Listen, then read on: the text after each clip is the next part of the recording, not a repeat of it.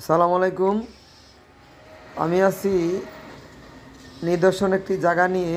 আপনারা আসবেন নোয়াখালী।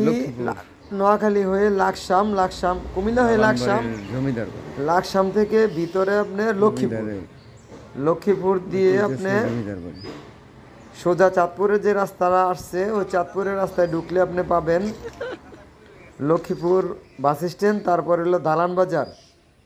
ওখানে আপনি আসলে দালাল বাজারে বাস থেকে নামবেন। আমি বলে দেই, যদি আপনি গাজীপুর থেকে আসেন তাহলে Tongi station road, Tongi station road থেকে জোনাকি, ঢাকা এক্সপ্রেস কিংবা ইকোনো, তিনটা বাস দিয়ে আপনি আসতে পারবেন। তো ওখানে এসে আপনি নামবেন, বাস ভাড়া নিবে 550 টাকা জন প্রতি।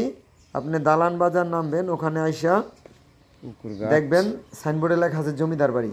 এই যে আপনি দেখেন, এখন আমি দেখাচ্ছি জমিদার বাড়ির সেই ঘাট, প্রাচীন আমলের সেই ঘাট। কিছুক্ষণ আগে আপনি দালানগুলা দেখাইছি, আপনাদের বললাম যে কিভাবে আসা যায়। দেখেন আমি ভিতরে ঢুকতেছি, ভিতরে আমি যাচ্ছি, আপনাদের দেখাবো।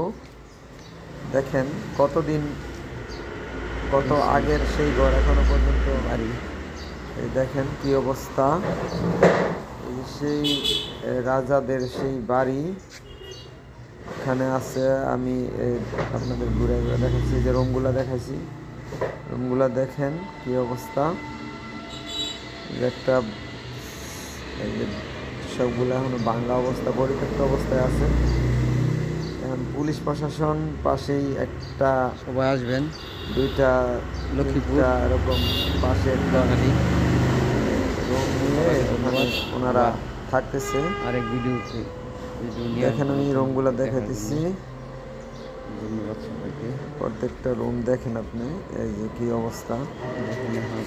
পরে ছাদ নাই, ছাদগুলা সংস্কার করা হইতেছে, বর্তমানে ছাদ নাই, আগে ছিল সম্ভবত, এখন নেই, ছাদগুলা নেই, এখন এই অবস্থায় আছে।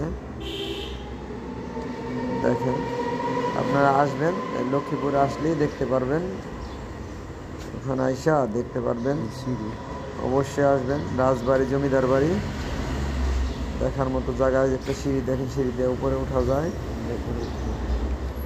সিঁড়ি দিয়ে উপরে যাওয়া যায়। আমি উঠি নাই, বাচ্চা কাচ্চারা উঠতেছে, কিছুক্ষণ আগে দেখলাম।